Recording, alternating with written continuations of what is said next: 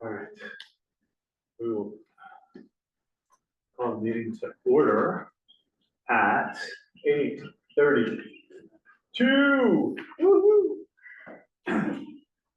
All right, in consideration of everyone, please silence your phones and refrain from speaking unless recognized. We are broadcast worldwide on Zoom, and if you're interested in speaking during public comment, please let Mr. Josina know when public comment opens.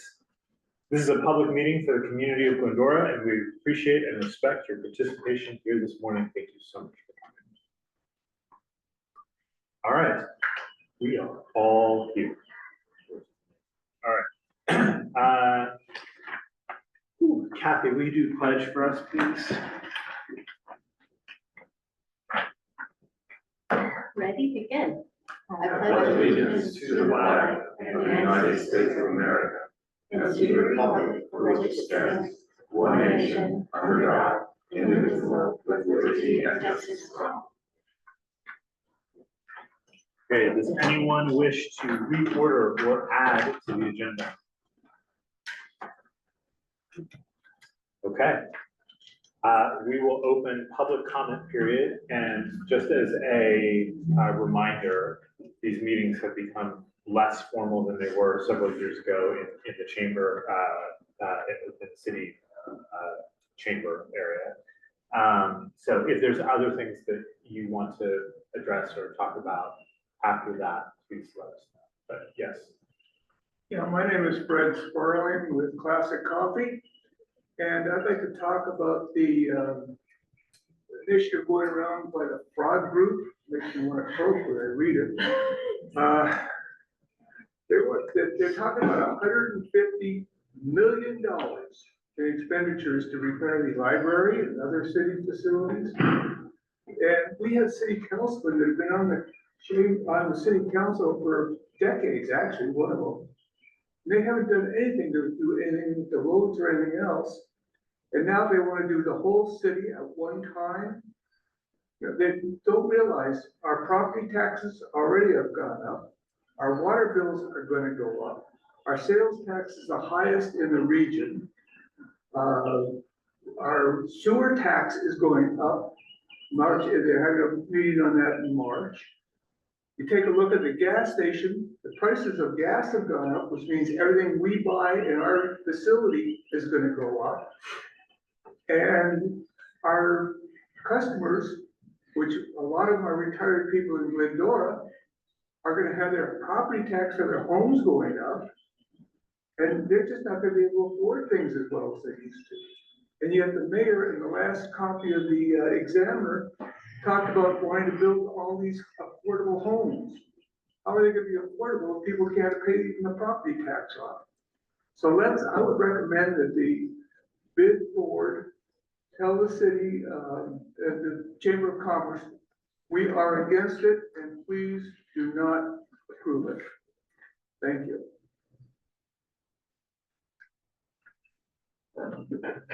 Thank you, Fred. We're also glad that you're here as a building owner. I am a building owner, yes. And we really appreciate you being here for that. We have a lot of conversation. I also live here in Glendora. I moved to Glendora in 1970. I've been a long-term resident. All right. And it's going to cost me well over $5,000 a year. The first year, and it goes up every year from then for 35 years. What does? The adjustment of that bill, if it passes with the additional property tax for this. It's going to go up every year for 35 years. And they're not letting the public know what's going on. I think we do need to have some transparency on what's happening in the city. Fred, have you been to any of the frog meetings at all? No, I have not. I'm gonna try and have a meeting with Gary Boyer to find out why this is all of a sudden coming up with such vigor. When they talk about the roof in the library here leaking for over 50 years.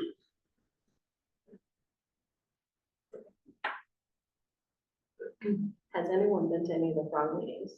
I'm sorry? Let's wait on that, that's a whole other thing. But, thank you and we would, there may be some of us that would like to talk more about this after the meeting, for sure. Is there anyone else, public comment? Public comment? Okay, we will close public comment. And I would like to invite any non-committee reports from board members. We can start left to right. Okay. No. You can say whatever you say. Okay, I think it might go in with the wine walk, well, not really. I think we have to, as the big board members, we need to, I walked around restaurant to restaurant last week, trying to see if, for the wine walk, if they were doing anything special. A lot of the restaurant owners that I spoke to were very upset with the bid. In the communication that they have. I don't really know. I know we have our like committee meetings that they could attend to if they feel drawn to one. But is there any way that we would, or have we ever done it in the past, like sent out memos? I mean, that's the whole word, but like an email or anything like that? Has the bid ever, like on updated stuff, like, oh, this is what beautification's doing, like a little synopsis, like a newsletter. Yeah, we've done that. Like, I know it's up on the website where they could go look, but have we ever, like, maybe that's, I feel like there's a disconnect between, which is probably always, but I don't know how to solve it. I just thought I would bring it up. I also don't know if it's solving the method or solving the structure. Like, as bid board members, we don't necessarily have accountability for a subset of bid members that are on board. So even being able to do something like dividing among our specialty, right? If there's a hospitality liaison, if there's a retail liaison, if there's a professional services liaison, and just being able to divide and own those relationships in those communities to be able to be the best representative, like that could be something we could discuss. And can I just ask a clarifying question quick? How many business owners are we talking about? And what specifically are they upset about with regard to It was literally all of the restaurants. all of the restaurants? All of the restaurants Okay. were very upset that any event that we do downtown, we bring in extra food vendors. Oh my gosh, that drives me nuts. I mean, I felt like as a restaurant owner, maybe I should be more concerned because I do like the variety of food that we do bring in. But I did understand their point of views of what they were saying, as like Kara said, she stays open and she doesn't get any clientele. No one goes in and eats. I tried to come up with ideas. The whole point of me walking around for the wine walk was to see if they were doing any special eats or doing, like, I loved Crystal's idea where she's doing like a whole immersive, I don't want to say it wrong because it's like such a great idea. What do you call it? Immersive experience. Yeah, I mean, I don't want to give it a bad name because it's the coolest thing, I think. But giving our restaurant owners an idea of like, we serve food, Ramon serves foods outside. Like we have a tent. I'm trying to do something cool, like to make it a little different because profitability wise, it's not a night for like it just, we're just breaking even that night, because people don't want to spend extra money. Maybe if we gave them ideas of how to promote their business, I don't know if that's even our idea or. I'm not really sure how to help them, but it wasn't. I feel like also opportunistically, like, there are some bid events that are designed in a way that promote a subset of businesses a little bit more than another subset of businesses. So my understanding in the budgetary respect is that the wine walk is fueling the half of the bid revenue for the entire year. So there's a one-night investment into hospitality. I also received feedback from 3 different business owners that they become essentially a bathroom stop for the wine walk and nothing more. So just thinking about, it's the one evening where they have a choice to allow the bid to bring in the additional revenue on top, that then subsequently funds Halloween walk, holiday stroll, Santa in the village, which are bigger hospitality opportunities and sales things. So it's like, I get it, it's the street closure, by design of the event, everybody is being fed at every post stop also, which is something that I think we need to reconsider for next year and understand how to involve hospitality in a greater way that doesn't force them to surrender an ABC license for the day. So I think just in a postmortem, like when we get there, there's a lot of discussion about what we can do to better shape this, to promote bid businesses more effectively across the board. We also had feedback. One of the biggest line items of feedback that we got last year was that there was no food. So there's a disconnect. I'd like to understand better why the restaurants, why it's not profitable for you to have a tent and for you to do small bites. Just at this event. And I think it is the small bites that they're getting, so they don't want to pay for extra food. If they go to a 4-stop and they have like mini sandwiches, it's like you could continue to go back and get 3 free mini sandwiches and that's your dinner compared to stopping by. And I'm not saying that's a bad thing. I think this is a great event. I just don't know if we like restructure the wording of the, like, or send out something, I don't really know, like to just each of the businesses to kind of explain each event, like this is, because they didn't know how or why they pay into the bid. And I was trying to explain it to each of them, but they all have, and that might be just like you're always gonna butt heads on that issue. It was just my first experience and I just was like, I don't think it's that big of a deal. Like, I think it's great. Like, people get to walk around, see our restaurants and either taste a little bit of the food or they go try something else, but they want to come back because it looks fun, And every single restaurant has the opportunity during every single one of these events to do that. Yes, I just don't know if they have the capacity or But that's the idea. I know. That's not our fault. That's not the bid's fault. But But it's the same thing with retail locations. Like, retail locations get nothing out of the Halloween walk, nothing. We've got 10,000 people that come and all day, the street's closed and no one is selling anything in a retail shop because no one's going in for that. But they have the opportunities to pass out flyers, to pass out discounts, to do all of those things. There is brand awareness, there is all kinds of other awareness that then drives people to come back and visit that store. That's a day where restaurants are full all day. So there's a give and take in that, and there's also like certainly things that we could be doing better about that if we understand exactly what the issue is. But if the issue is that they just don't know about it because they're not a part of any of the meetings or any of the committees or any of those things, and then they want to gripe about how no one tells them anything, that's not on us. I had a comment. Yeah. Just Crystal, even you explaining like how the wine walk funds so many other events, like even just that information, I think to the businesses is just like so important because I think it could change their perspective, like, because it is just one night and it is, but I also think just as like, I mean, a new business owner, I've had the shop for 6 years, but maybe even coming up with some type of like bid information or like onboarding for new businesses. So that way, like we can, the bid board or whoever could like invite them to lunch. We have a packet. This is what we do. These are the committees. Like we would love for you to get involved and like just kind of like give them a just like information So that way they understand what we're doing, so they don't feel like they're not getting their money's worth.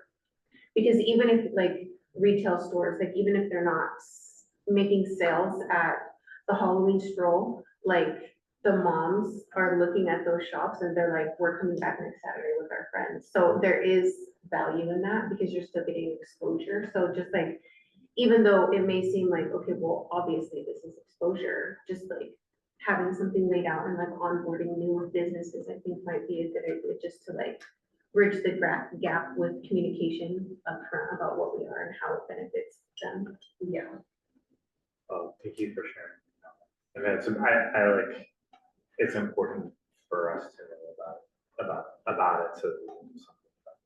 I don't know if there is something we can do about it, but you know, like, is there anything, Chantel, like, you work with the small business, right? Okay, that's a new. Yeah, yeah. I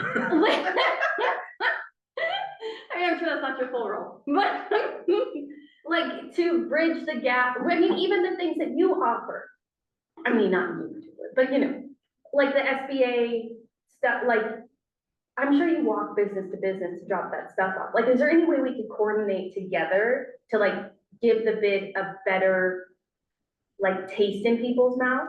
Because you either hate it or you have no clue. I feel like most people don't dislike the bid because all they are like, they have to pay into the bid to be able to get their city permit license. I heard that 3 times. And I was like, well, that's, you know. Yeah. I- There's a big answer to that question. So maybe we need to, let's work on sending out another piece of communication. Right. That they will. If I could add, my recommendation is the bid should focus on sending out information about the bid as a separate, as the bid itself. We're happy to support the bid in your efforts, but I think Katie's suggestion of a kind of a newsletter and information about what the bid is and where your fees go and how all these events are tied into supporting the bid or the village. Really. And honestly, just independently working on diplomatic relations with all bid businesses and being able to have ownership over that. You know, I was on the book bid board for the first 2 sessions, terms of the bid board. And what we started doing the second month of the bid was we just made a little newsletter. And then each board member would just have a little responsibility for that area. So basically 20% of the businesses. And we'd have a information sheet we just gave out every month after the bid meeting. It told why we were here, what we were looking to do, and what we had done. Yeah. And I'll tell you what, half the people didn't read them. Yeah. At least half. They don't open the emails either. Huh? They don't open the emails Callan, either. thank you. This brings a really, this is an ongoing issue that we should do something about. Crystal? That was my bigger thing because Colin and I have been coordinating together to make sure we have representation of benefit. Yeah. Kathy? Okay. All right, Mr. Josina.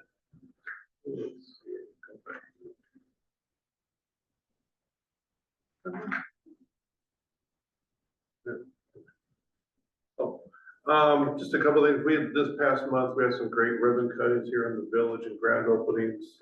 Celebrated 15 years at Glendora Florist last month. And then the grand opening ribbon cutting for Milk and Honey. It was a great turnout for both of those. We're also working with Gabachos now to probably do something in the coming weeks. So they're looking to get open pretty quick.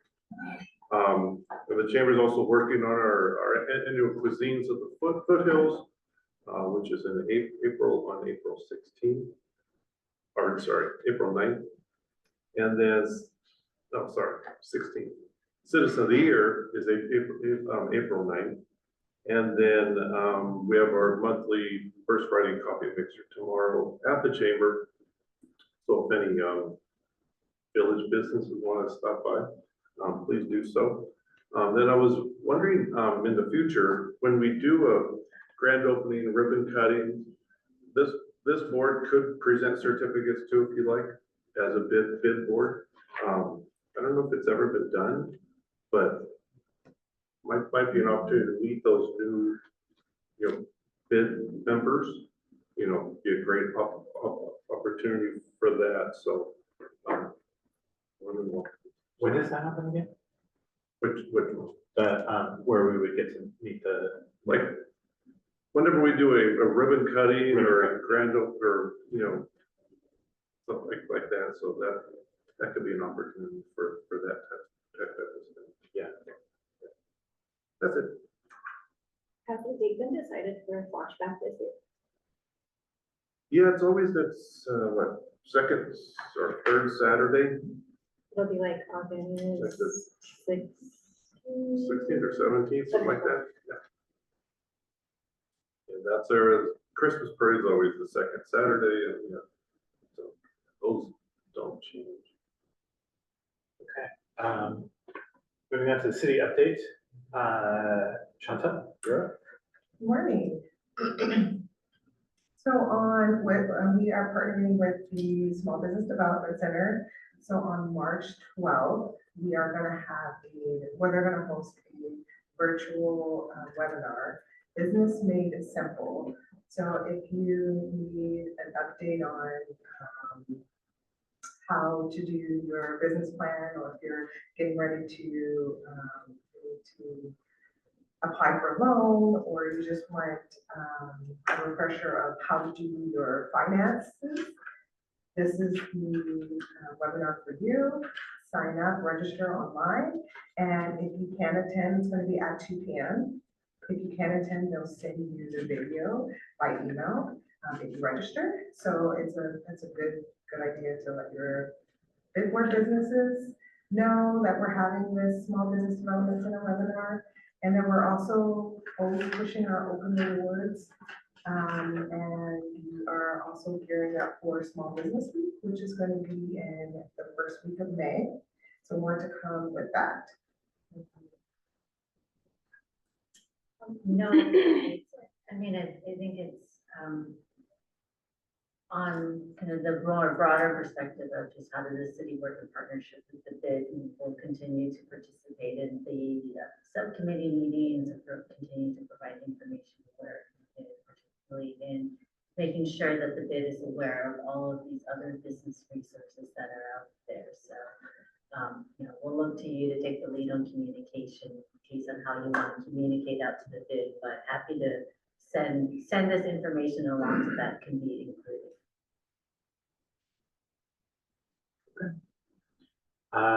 Do we have Megan Kay on? No, Okay. she's not on. Do we have Louise on? Yeah, Louise is on. Are you there, Louise? Yes. Hi, good morning, everyone. Hey, Louise. So as you can see, if you're on the social feed, everything is pretty much geared towards Wine Walk. I've been working closely with Crystal for all things asset creation and email marketing. We're kind of just like dividing and conquering, trying to get the bid members and participants as actively involved on our page. So that's been the most important thing front and center until we sell out of Wine Walk. So that's just something that we've been doing. In terms of, the past month, in February, we've had over 145,000 people see our profile. View our content. We've had over 4,500 engagements. We gained 173 followers, and we are sharing over 130 pieces of content over the past 30 days. And so, I know for a fact, like up until the 21st, it will be all Wine Walk, focusing on the wine stops, just more general ambiance and like the experience, giving shout outs to our sponsors, and anything that, the committee, like what Crystal's been doing. So for example, today we're going to have the Drawn to Art experience that has been added, go out. I think that's pretty much it. And then after that, I'll be programming leading into spring, focusing on Easter content, graduation, and Mother's Day. Okay, thank you, Louise.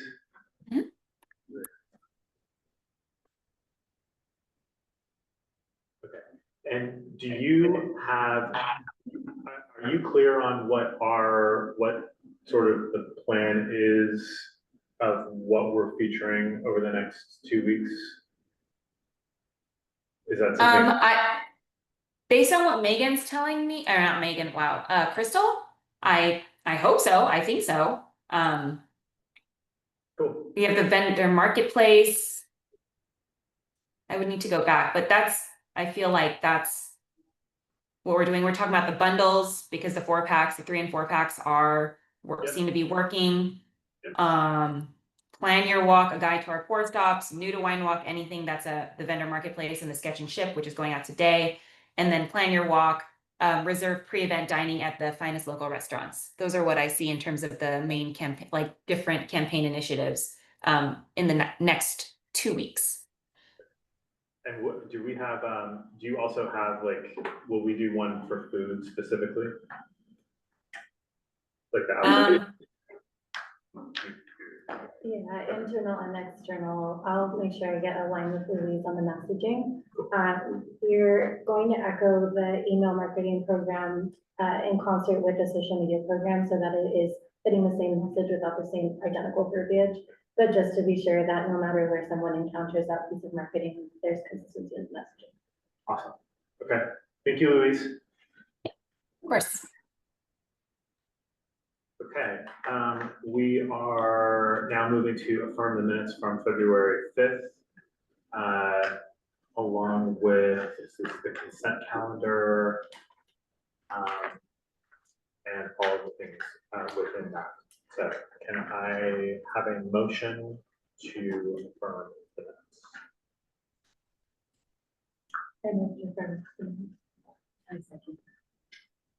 All in favor? Aye. Wonderful.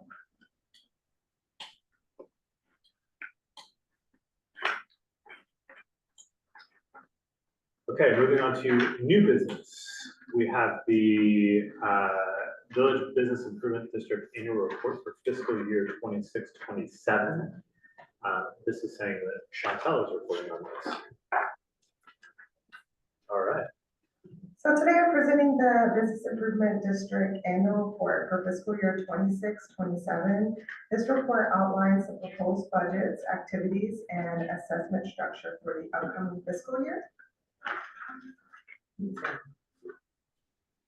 The annual report is required every year and it is formally established the bids, operating plan, and upcoming fiscal year. The bids review today focus on ensuring the plan reflects the bid's direction before it advances to City Council.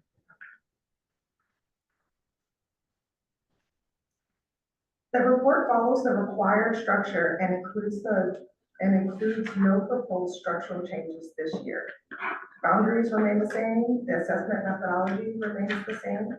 The primary focus this year is on how the proposed budget supports marketing, visibility, and business engagement within the district. This slide shows the existing bid boundaries, which extends from Bennett Avenue to Foothill Boulevard and the shopping center across off of Vermont Avenue. The assessment methodology for fiscal year 26-27 remains unchanged from the current year. This slide summarizes the proposed budget for fiscal year 26-27. Total revenues $126,500. While the bid assessment remains the core funding source, the wine walk plays a significant role in revenue generation.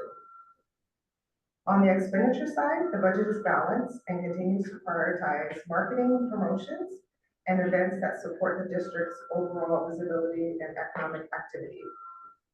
And the reserve funds remains in place as a contingency and is not programmed for ongoing operations. Following board review, the annual report will proceed to City Council for consideration of the resolution of intent, required noticing, and a public hearing process.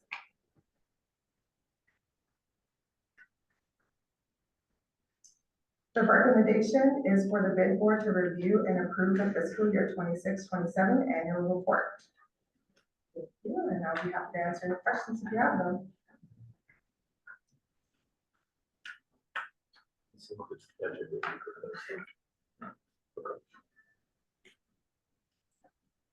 Anyone, any other questions? All right. Motion to. Set the city council. I motion to approve. All in favor? Who seconded it?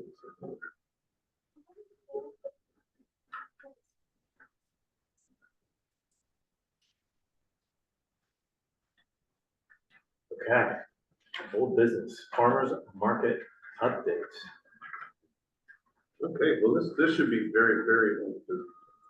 It's been talked about for, I mean, not this current one, but this idea for years. For the last several months, we've been in contact with, to get one of these things going really soon. I know we thought we were gonna do this last year, but then the cost of just closing the street with that vendor was just not feasible. But we do have a wonderful vendor, and they are here today to answer any questions, because we've been talking in committee, met with city staff a couple weeks ago, and, you know, kind of, which Kathy was there, you were in one of the last meetings, right? I forget who was on it.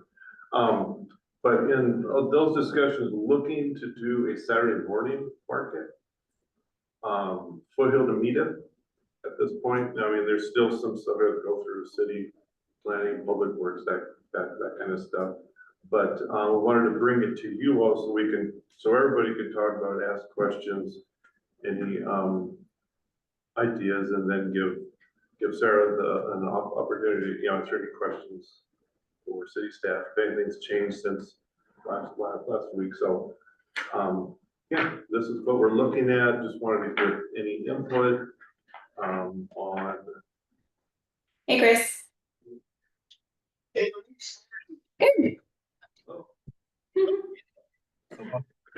Start. So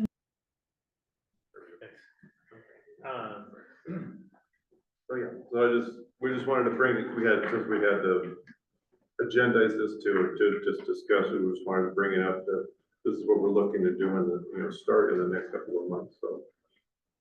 So this has been talked about in the event committee. Well, it was a little bit there, but then we've been talking about it in other, outside that committee for some time to try to get something going. Okay, I'm very excited about this, but I think this is, who here is like aware of all the details? No, I'm probably 89% of the way there. We've talked about it in the committees. I did not have the opportunity to attend the joint meeting with the city, with the chamber, and bid was invited to. It wasn't, Well, Well, two, just the two. I mean, just event the committee. two, just the two event committee members. Okay, Kathy went on our behalf. would you all be willing just to give us an overview of what this is? Because I have no, like, I mean, it's all here, but just a high level, this is what we're doing. Well, I don't know, maybe you want to talk about what you're proposed in your proposal? Yeah, so, we're trying to bring in at least 20 or more farmers, food and vendors. We're gonna have music, a kids area, we'll do educational, and face painting down in that area. We did redo the map, to go down the middle of the street, so as not to infringe on the businesses. I just haven't sent out the new map yet, so. Okay, and what do these colors represent? It's, actually, that was just a spacing map. I have the new maps here. Are you able to bring it up, or if I send it to you? Yeah. Okay. I have two different maps.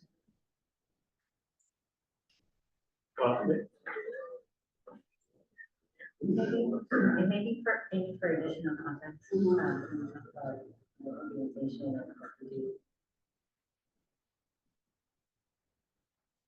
sorry. like I That's said, not to put you on the hot seat, Yeah. like, we're really excited. about Okay, this. yeah, But I, like, yeah, we just love the details. yes, so, I've been running farmers markets and events for about 20 years. I run about 5 different markets, and, Ivory here run three, yes, so we're excited to bring, you know, healthy options to Glendora.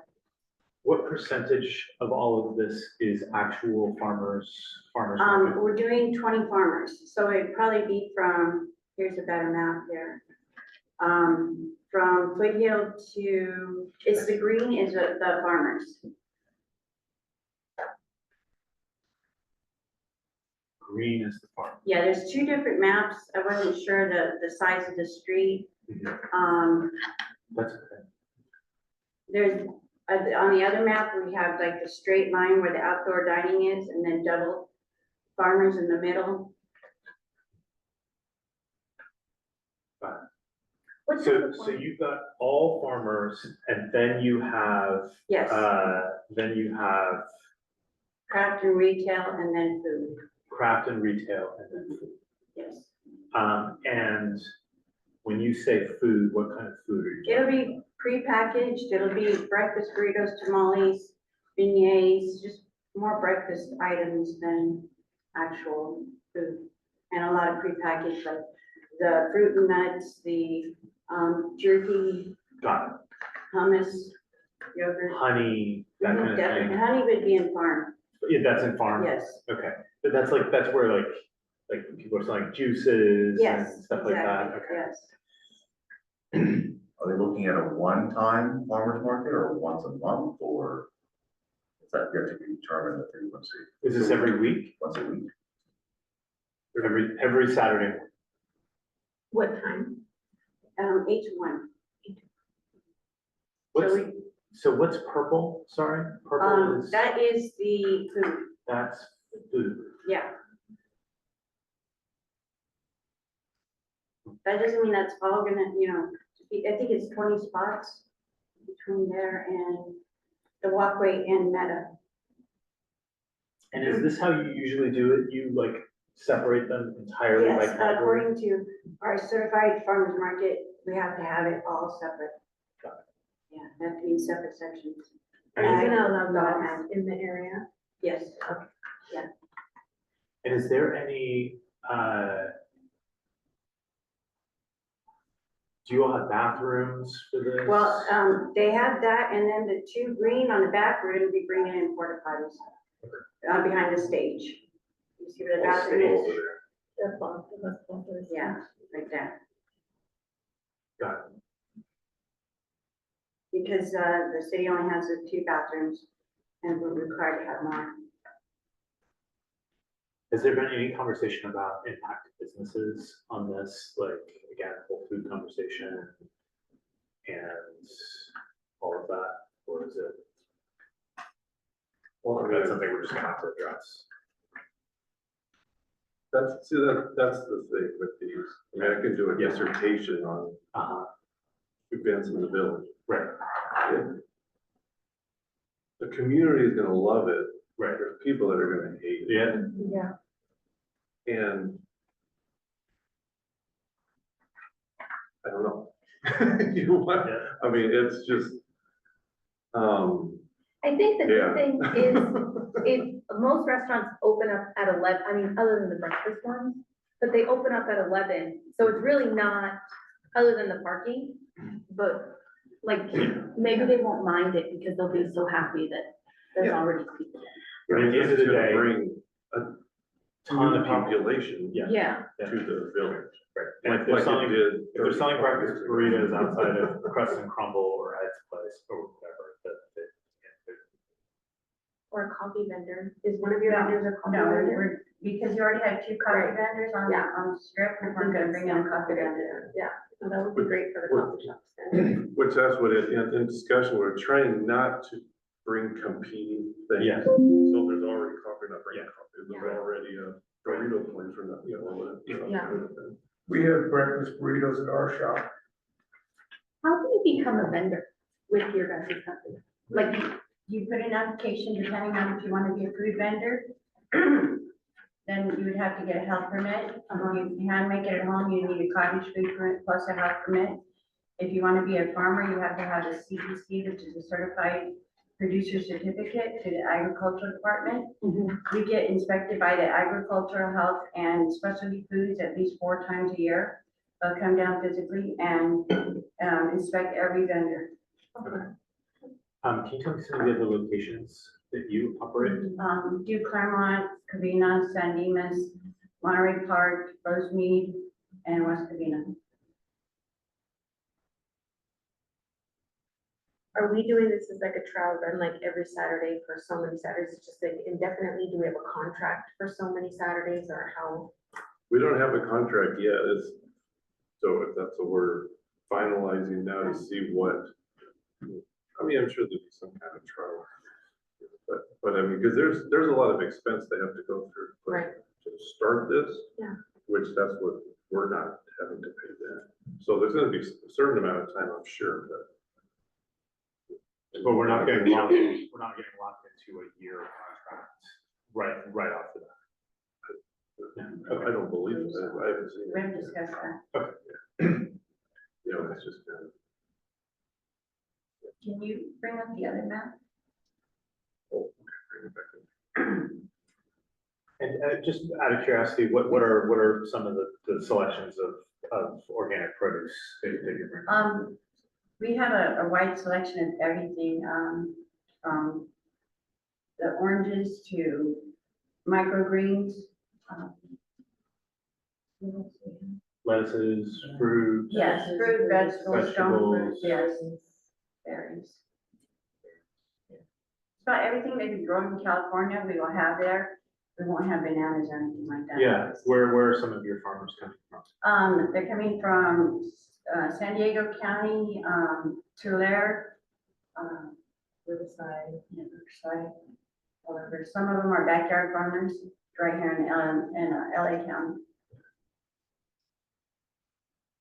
Cool, well, A suggestion for the bid, we are also busy, but if you have time to check out the Claremont Farmers Market. Oh, yes. Yeah. Way to kind of visualize, it's not an apples to apples from a layout perspective, but at least you can see the types of vendors they have there. I mean, people have been asking for this for years. So, Joe, like you said, are some people not gonna be happy about that, but like, this is what everybody has wanted, so. Could I ask, is it cheaper to do it on a Saturday than doing it on like a weeknight? Like, you know how, when I was growing up, they had the farmer's market every Thursday night? Like, is there, I don't know, not to change something else, just one more. I mean, the original discussion, it was an evening. In the last discussion, it was more, we thought that Saturday morning would be better. So I don't know, if cost is different, it's just a little bit different kind of market. Oh, doesn't matter the day or the time. Yeah, it's just. Oh, no, no, it's just a permit. Oh, It's just a different permit. But to do it at night compared to during. Well, or- it's just the way we word the permit will be. Oh, Because on a permit, it's the exact day and time, so that will change. What time would it be on Saturday morning? Was it 8 to 1? 8 to 1. 8 to 1. Like, everybody that has sports at Finfinder can come by, everybody that walks downtown to get breakfast anyway. That's just gonna be. Okay, what do you need do we need to approve something? No, this was more just so everyone could see what's been, been talking about, since only 2 of you could see it before. But at some point, it would be great, from a city perspective, if we can get an official, it doesn't have to be today, but, if the bid can eventually say if they're going to support it or not. When is it gonna start? So there's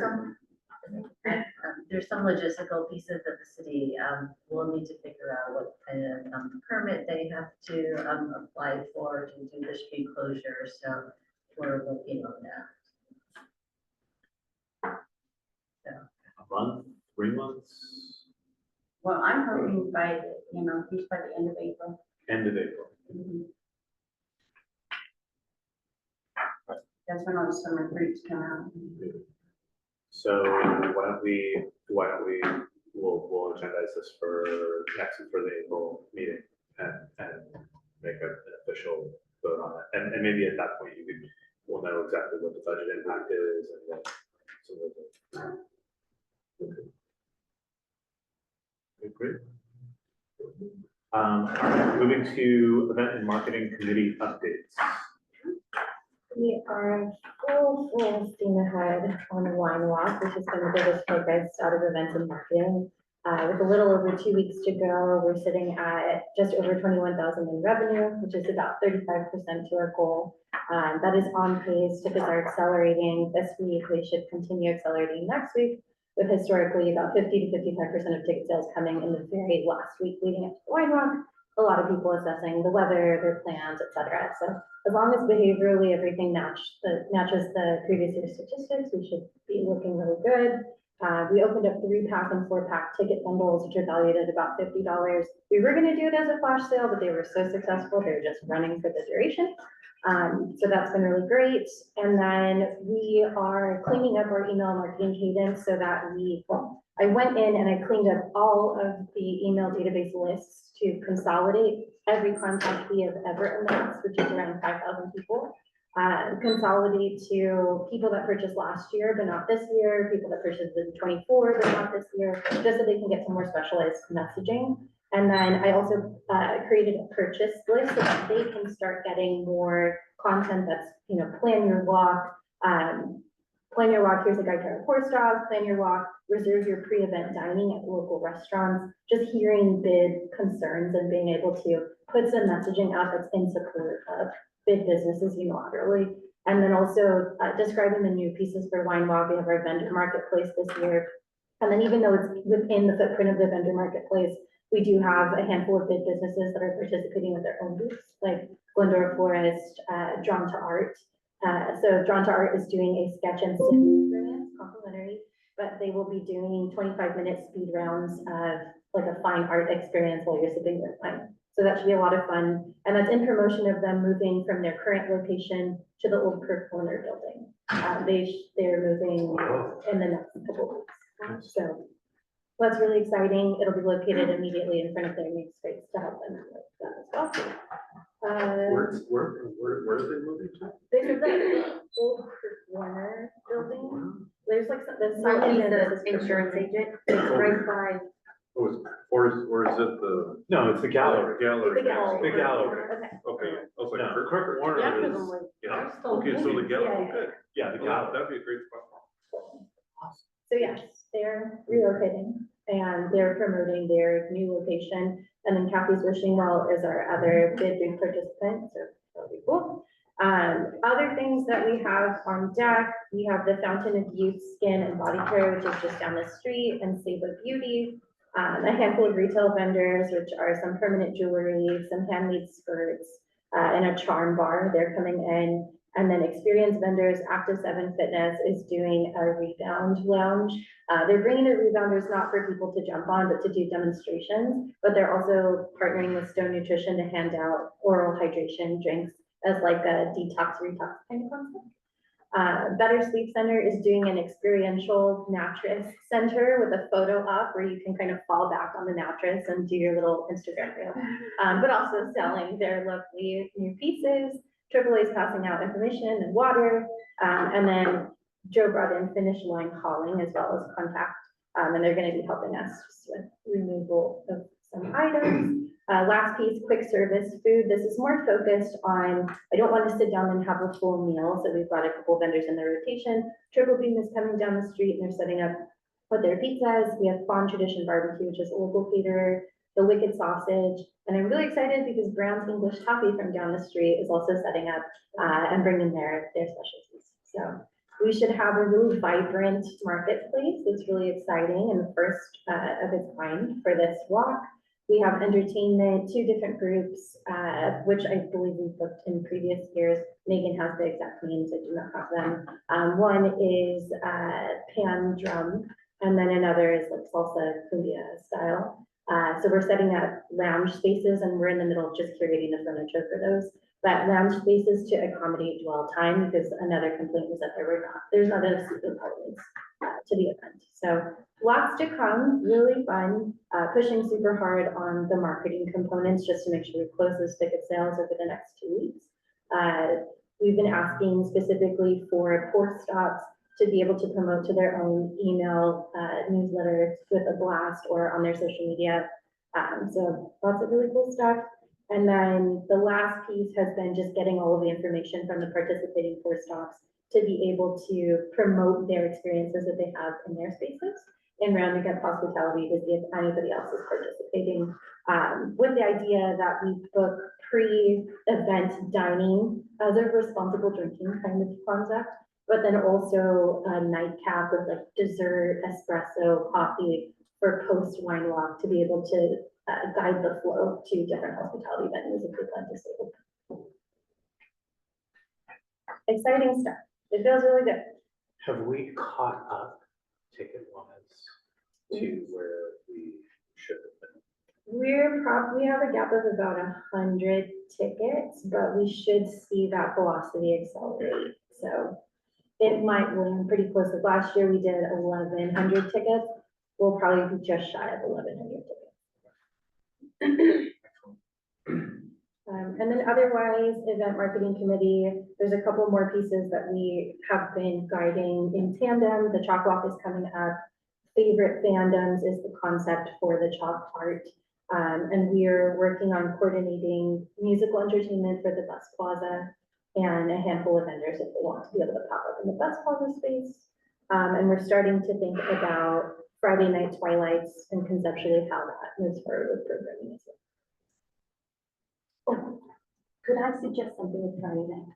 Maybe we can do a hospitality where we can offer food, like a dinner option for people, so we can bring people down to watch and then showcase, like different restaurants could have, like the first time would be Ramon's, the first time would be Frischella's. And we could give them time in advance to come up with their own to-go menu. So people could go and sit and bring their chairs and, that's good, maybe, like a picnic style. Like a picnic style, but it's like a discounted rate, you know, like, so it's like, oh, here is your whole event. Yeah. And ice cream. And ice cream always. Every Friday. Awesome. All right, moving to social media committee. I think we had probably one of the most productive meetings this last time. And there's a lot of things on this list, but from an overarching standpoint, we talked about and have now started to create a content calendar. And so the plan is that we're going to meet and develop a calendar for the quarter, each quarter in advance, and loosely define, or define what all of the priorities are going to be for that quarter. That's going to be housed in Google Drive, and then shared with the social media manager. And then there are some other plans in here for the actual creative. But we have started to put all of this into Google Drive. And Katie, maybe you could talk about some of the things that you added in here, which I'm starting to condense and format in this Google Doc, so that everything is linked. Like all the table of contents is linked. But would you What specifically? Because I just want to make sure, because like I had a lot of ideas, but I don't know like what, they're just ideas I'm coming into this, so I don't know like what we're actually moving forward with. Like, are we doing it quarterly? You know what I'm saying? Like what's in-house, what's gonna be, like, I know we talked about Notion and I sent you some screenshots of that, of how we use the platform, which I think is just really useful, but Joe, is Louise still on? So the idea is going to be that up until this point, um, Louise slash social media coordinator has really been on their own. We've given them a calendar of events that are happening and some guidance into, but it's been very business focused and event focused, but really like Louise has done everything, including the creative. So going forward, I think what we would like to do is have a little bit more control over the calendar and over what is being featured. So we're going to plan all of that out, and then Katie has put together a list of things. So one is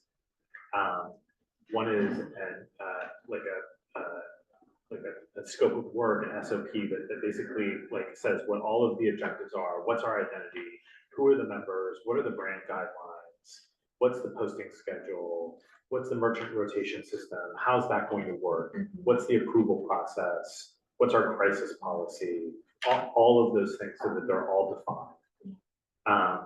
And then she also has put together like what are all the platforms that we use, like like housing, what are our usernames and passwords, so that's in one place.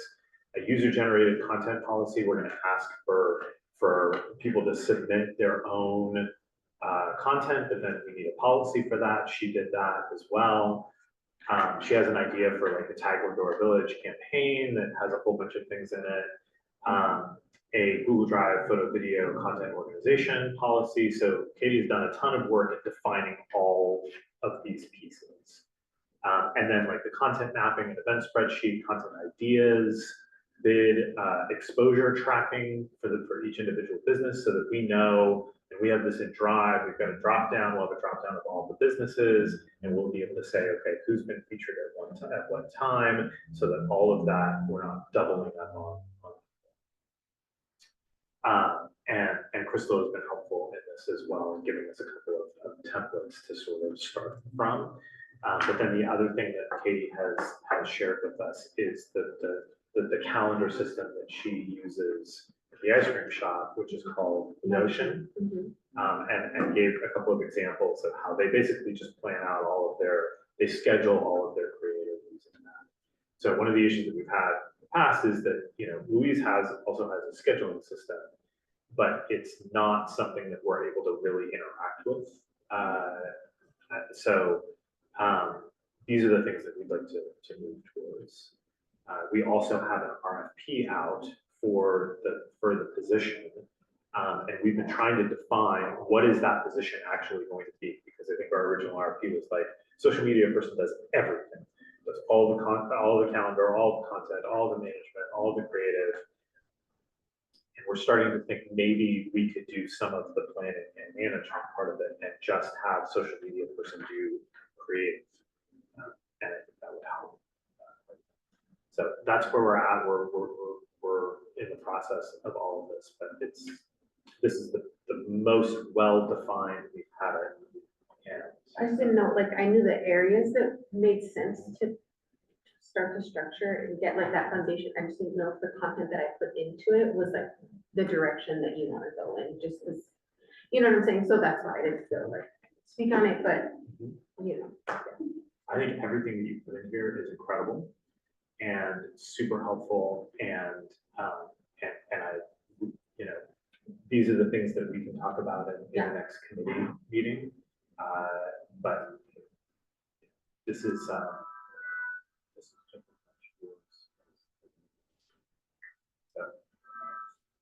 so yeah, thank you for all of this, and we will continue to get that going. We also have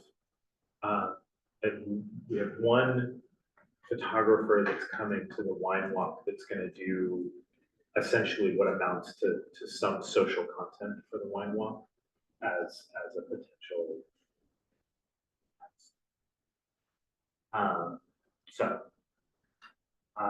Yeah. Is this person as a test for just like a resident photographer or a social media person? Someone that could do creative.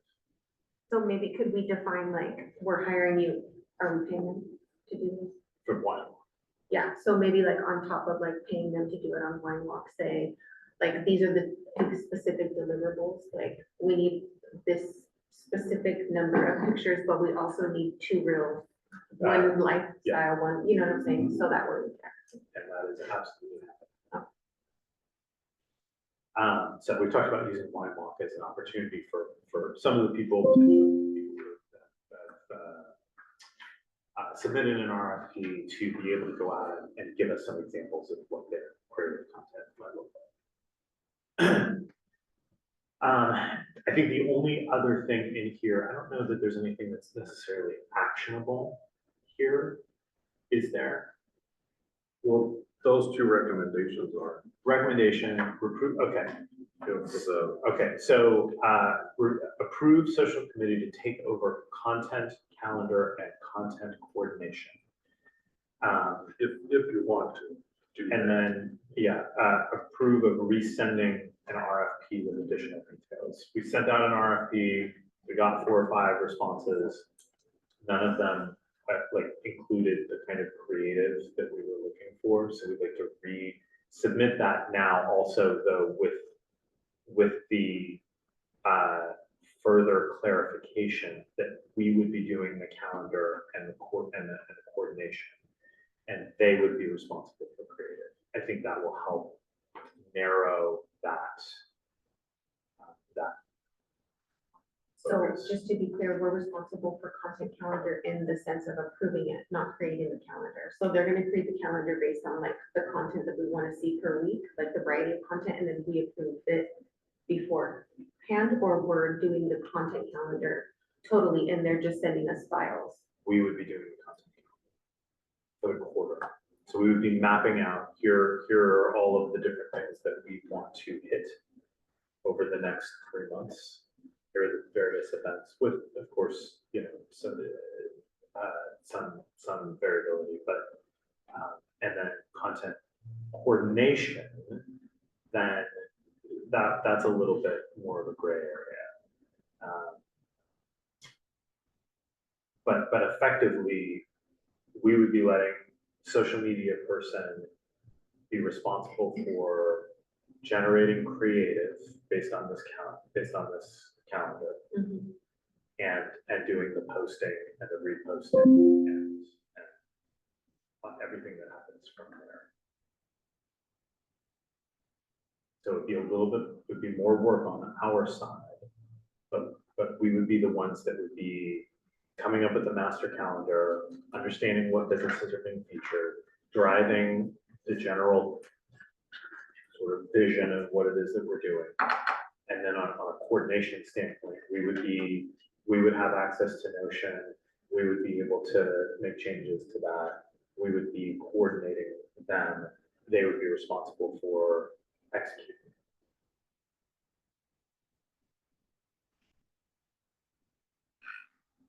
Does anyone have feedback? The only thing I'm thinking about is more structural, like, is there some sort of conflict of interest policy that would need to go in place? Is it covered by oath of office, just given that our businesses are represented on that feed as well?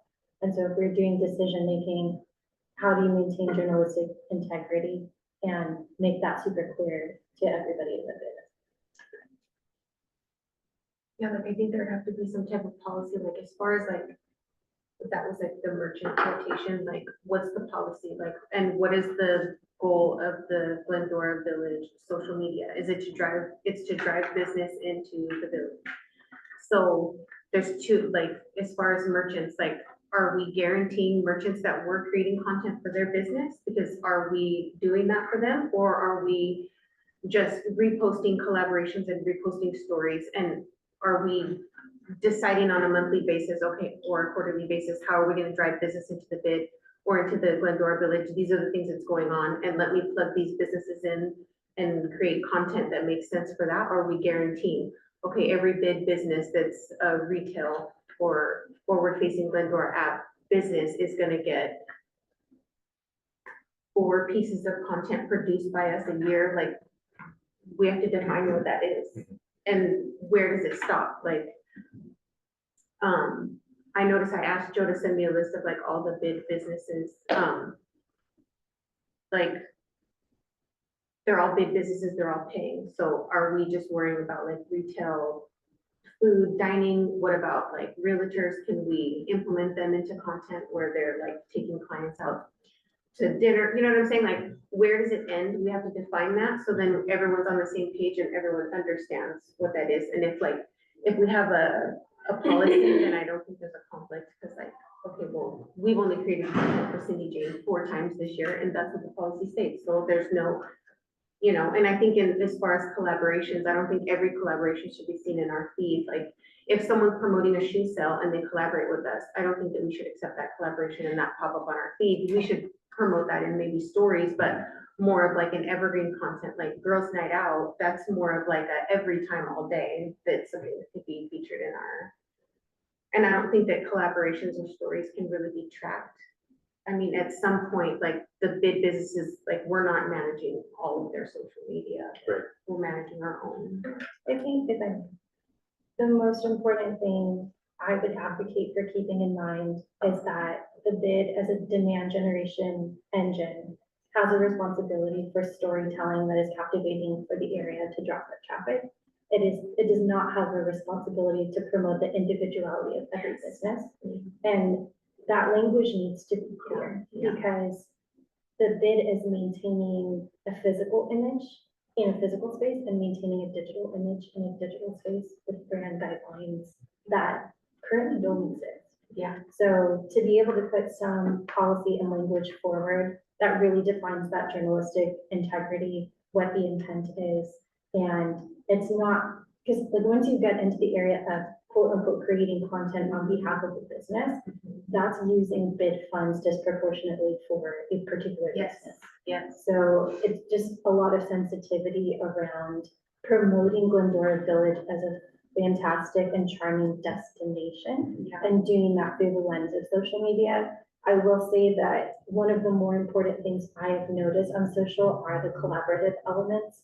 The most phenomenal best post I've ever posted just happened this week between RevDub, myself, Glendora Village, my model, everybody with really large followings, and it's just swelling. Yeah. So social media, especially Instagram in particular, is starting to trend toward network amplification. And that's where I think it gets more important to have space and visibility on the feed, but also our own independent content that we are curating and scheduling as well.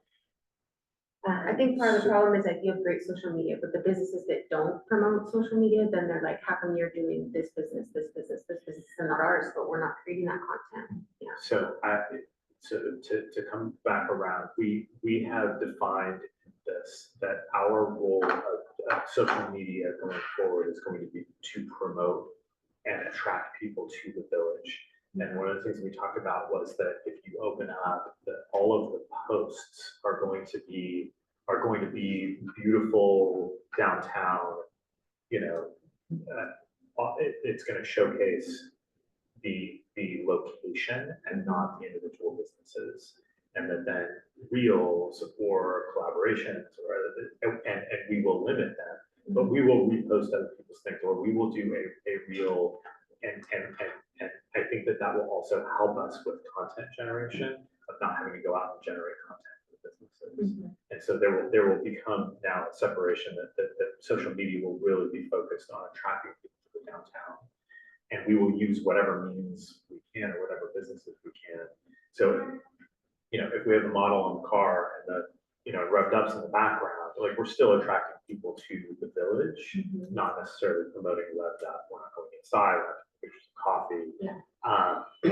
But then, so that's one of the things that we're going to define in this. And that's, I think, one of the things that we have not had so far, because we have not defined it.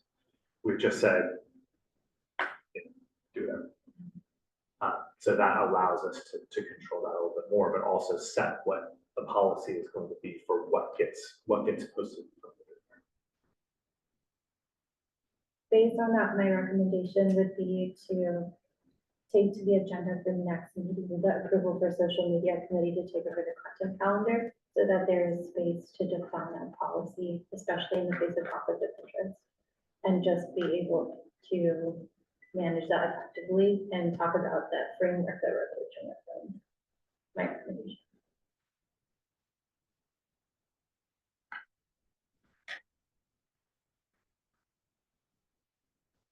And I think I'd just also ask,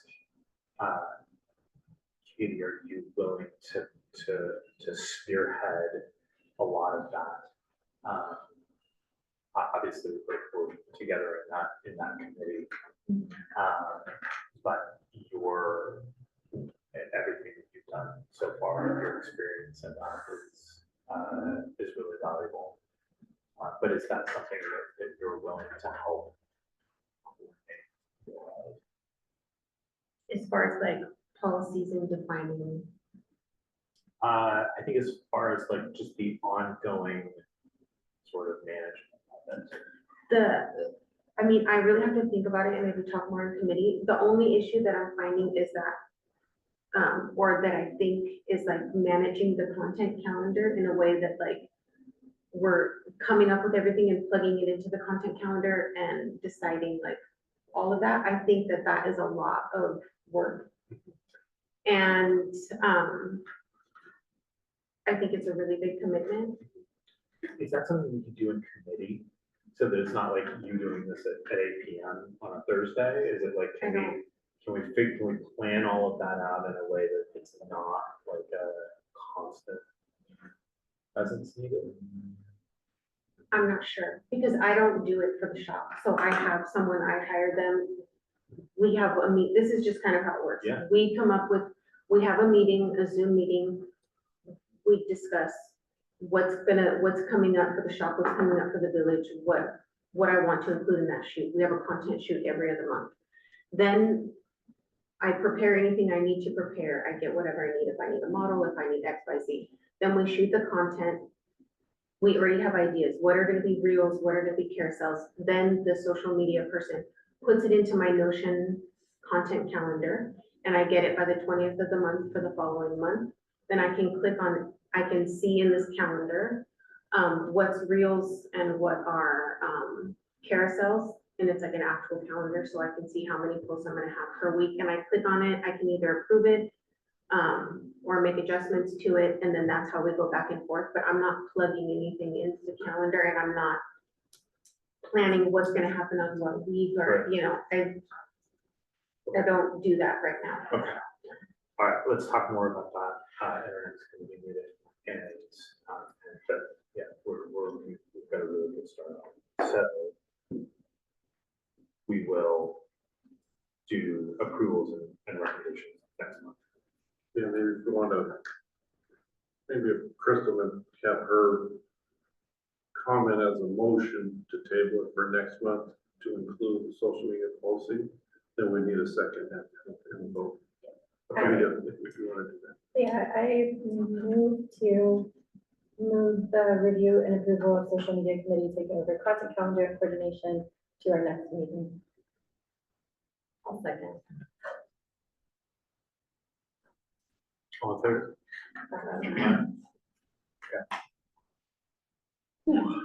All right, one more. Moving to beautification. I'm sorry, do you want to do anything with the second one? The RFP, or do you want to move that? Or just? I think it would be helpful for us to define what we are going to do and what we are going to ask them to do so that we can get an actual real budget number from them. So we'll just get that. Okay.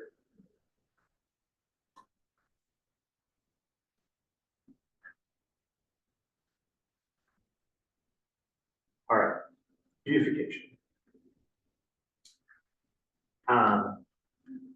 Few things to report on that one. We met with Chantal and Tiffany last week. We talked about all the things around engaging business owners, wide variety of topics. What came out of that was that we are putting together a master list, which is actually included in this. It's not complete, but we have started to put together, here's all of the things that we want to do. And some of these are achievable now, and some of them are not. Some of them may not be achievable at all. But this is our master list of things that we want to do. So I won't go through all of this. I don't think it's actionable yet, but it will be by the next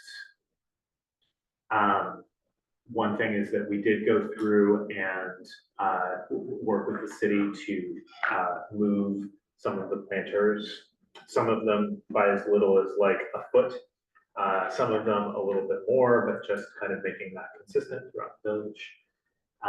And what we also found out from them was that they are fine with us replacing all of the whatever foliage is inside of those planters.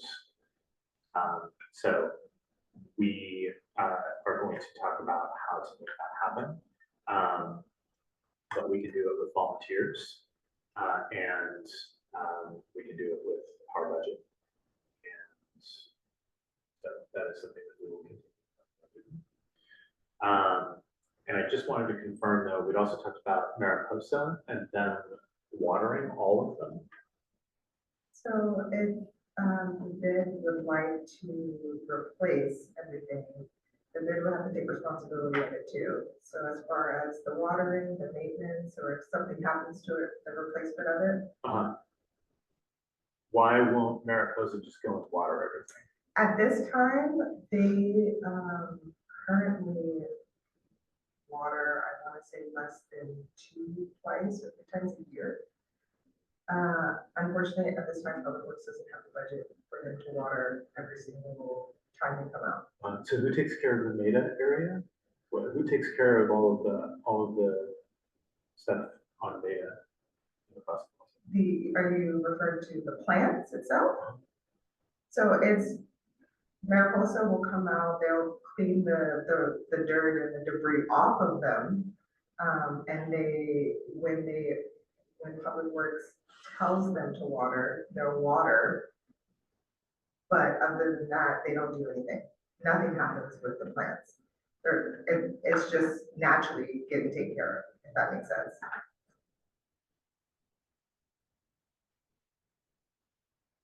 If they don't, being in the village early in the morning, they don't water all the time.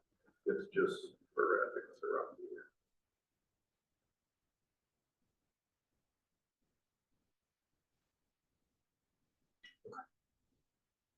I mean, we can plant drought tolerant or succulents everywhere, but it'd still be helpful to have some kind of a plan for watering. All right, we'll talk about that.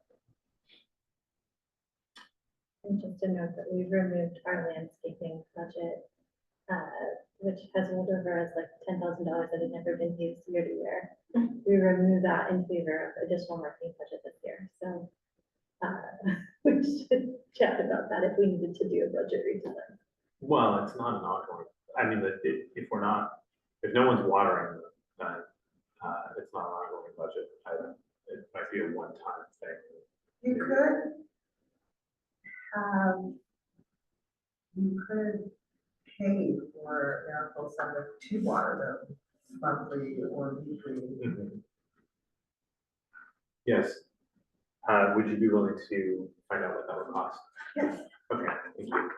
And also a recommendation, if the budget did not need to be redesigned, if we're replacing planters or dealing with plants, getting bid businesses to sponsor a plant, and then they are responsible for watering said plant.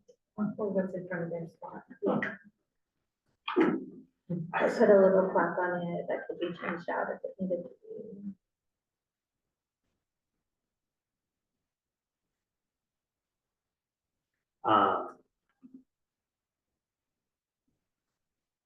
Okay, likewise, we also found out from Public Works that they're okay with us painting all of the junction boxes if we.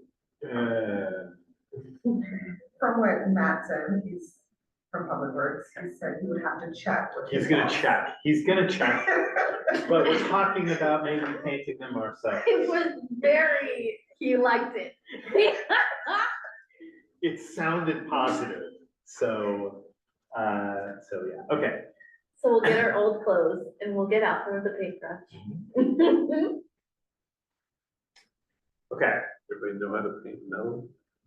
I'm sure I can figure it Smooth out. metal? yeah, There's something on you sand it YouTube. first. Yeah. clean it, sand Fine, it. it'll take time.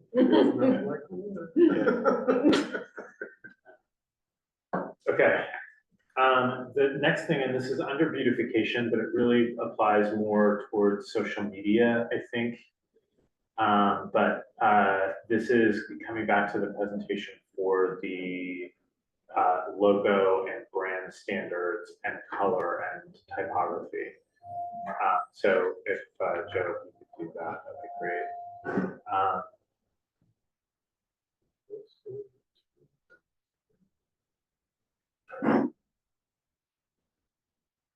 Okay, so the context behind this was we need something, especially for social media, that I don't know that it really applies much to beautification, but within social media and creative, we need something that defines what the overall style is of our brand. So there's a few definitions in here, and then we can talk about it. But the vibe is eclectic mix of historic buildings, brick, stucco, play areas, rich green and brown trees. Historic Glendora tends towards a craftsman feel, but many of the retail shops also have kind of a mid-century modern interior design. And restaurants are a mix of a bunch of different things.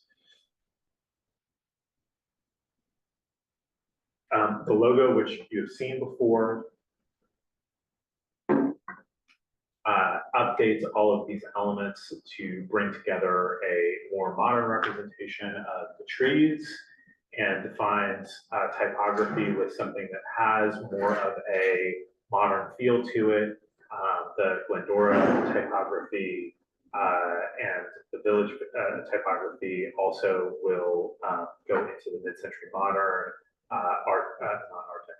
craftsman feel, and we'll see application of that in just a moment if you can move forward. So the main Glendora font is bold but has a rounded shape. It has a feel of like wood type, rounded brick and masonry. It has an earthy yet modern feel to it. The village font is more craftsman and historic, giving the feel of vintage and classy.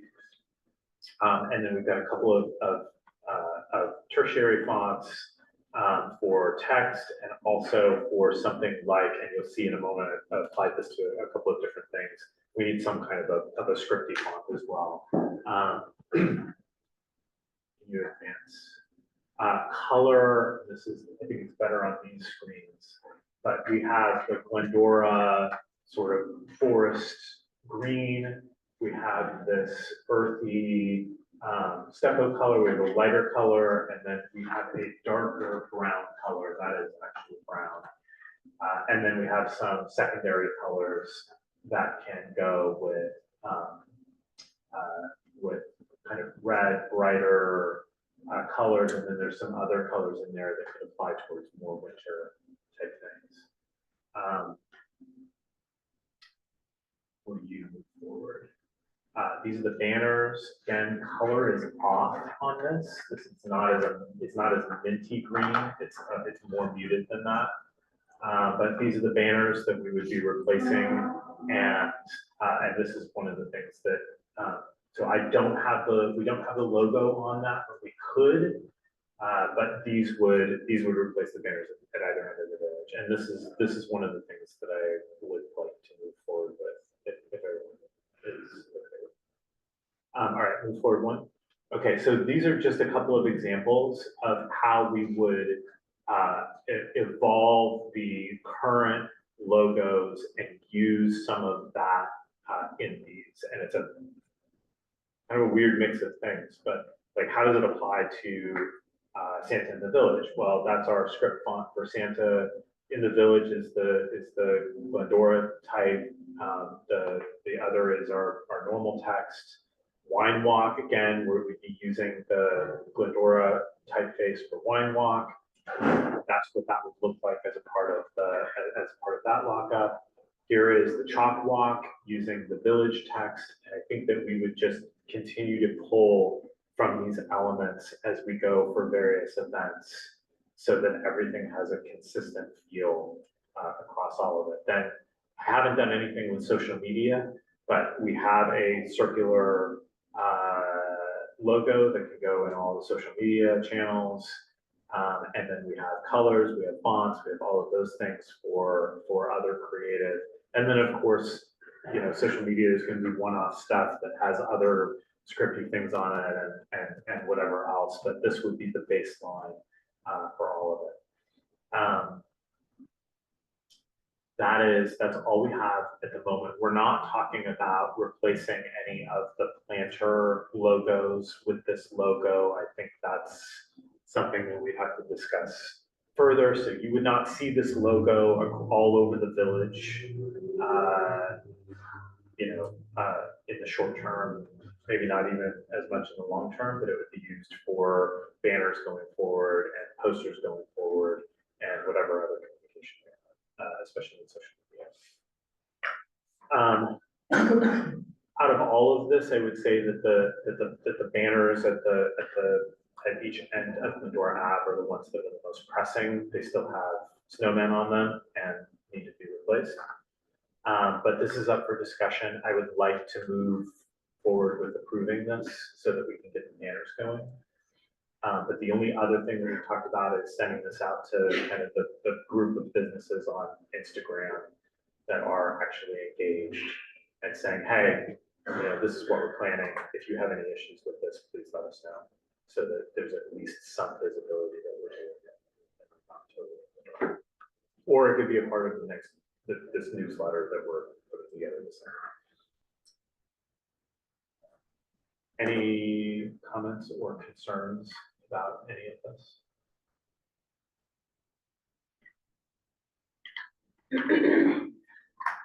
Just like sitting with it, taking it in.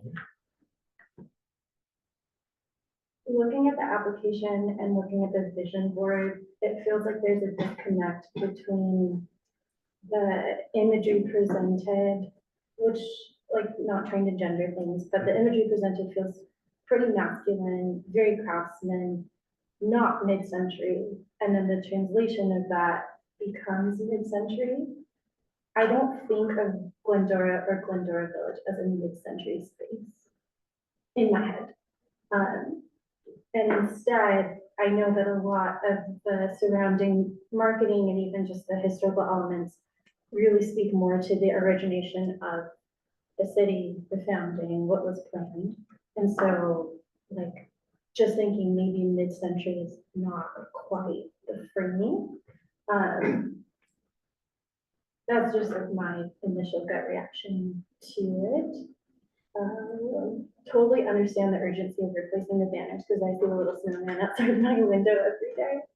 But I wonder if there's a way to disconnect like a brand standard guide graphic suite from just the current maintenance of the banners with the existing elements of the existing logo artwork and then like continue to develop this, if that makes sense. We still have banners to replace the ones that are out there now, right? We still have the old banners, which is recycling. Yeah, he So has it's those. not urgent that we replace or recreate new banners to put up immediately. And it's still winter technically, so.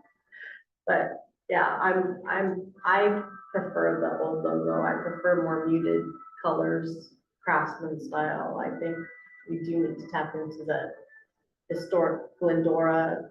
I like the art of the logo that we have now, the font we need to work with. Something more artsy and creative. But that's just me. But I thought we should at least take it to the board and other people who might have input into, you know,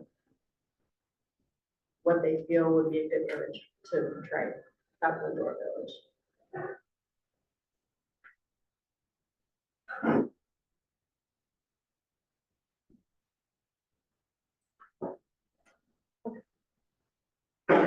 Should we table? What do y'all think? I'd love your. I like the logo with the trees, it's kind of like what Glendora is known for, like I like Shall we get back to it? that. And I feel like it can be implemented in, when I'm looking at like the logos or the fonts or the colors, I'm trying to see like for a whole year, like, and for all of the things that the village represents, how that could be implemented into all the things that we do throughout the year. And so I feel like when I'm looking at this in that perspective, I feel like there is a cohesiveness, like that brand and that font can fit into a lot of things that the village does, and that's the perspective that I was looking at it. Not is like I see what you're saying, Crystal, with the mid-century. But outside of that, like the banners and the logo, when I'm looking at it, I don't really see mid-century. I saw more of that in just the pictures that he had posted in the beginning, but I feel like this, Mid-century was only like sort of a part of some of the shops. It's like the not really a building part of the visuals, yeah. visual. But like the logo and the banners, I can see how that would fit into a lot of the things that the village.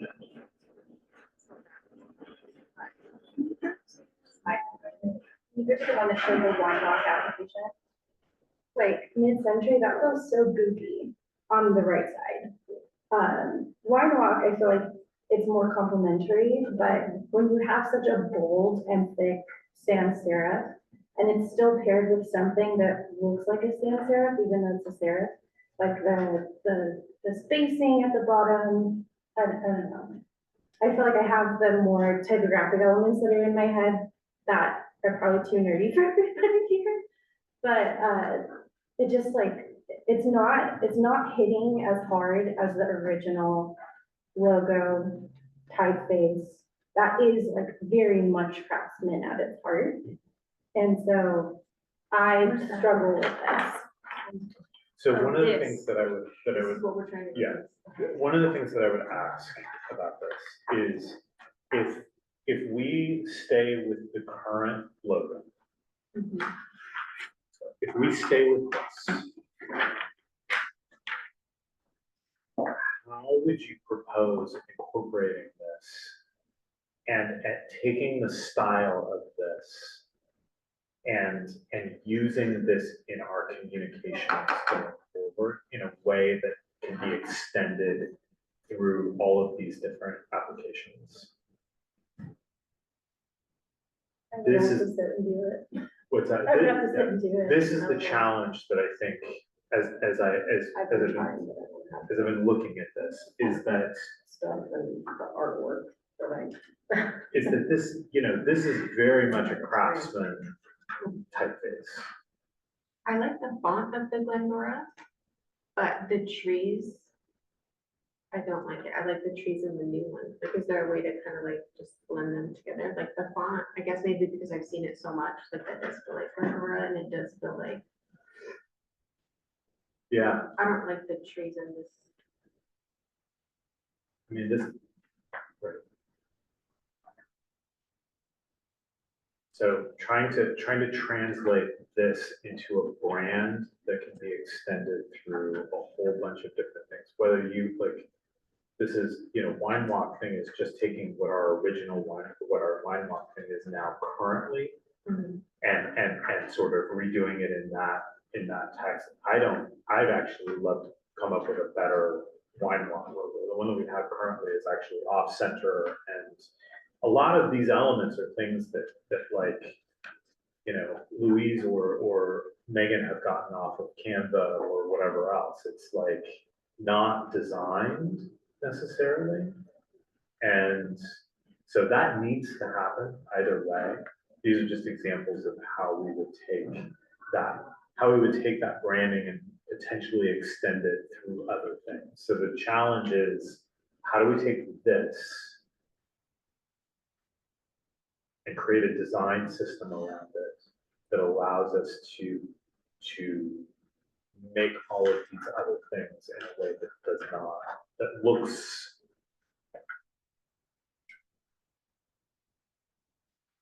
somewhat modern.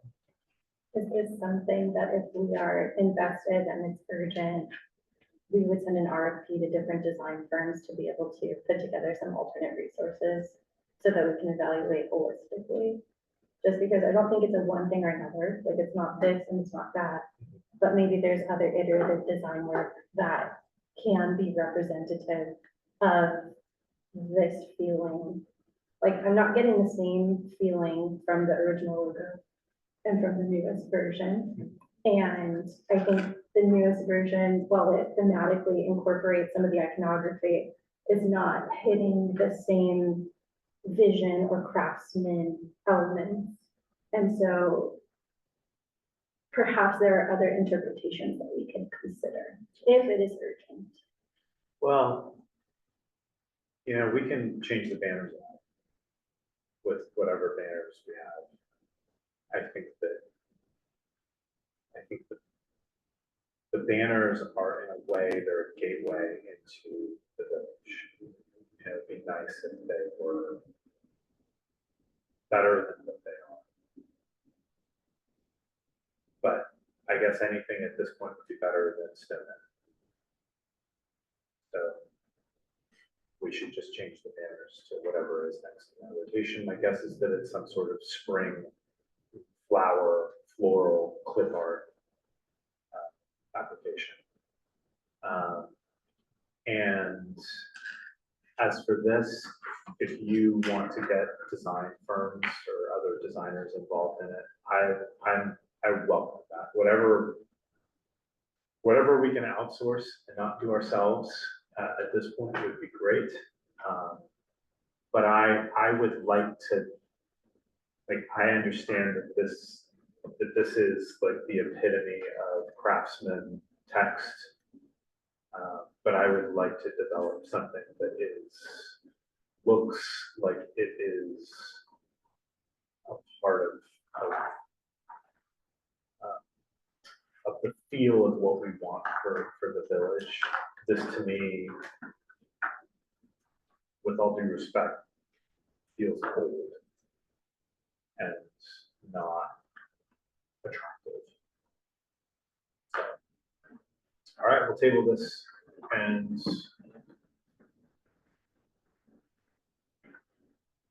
bring it back over time.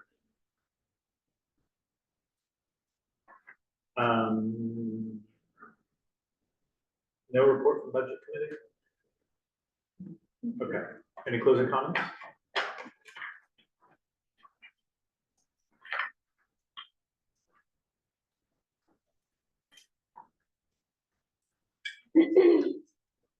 Okay, we are adjourned. Thank you, everyone.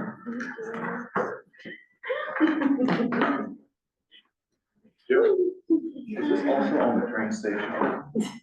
That far? No. I saw it. It might be from something.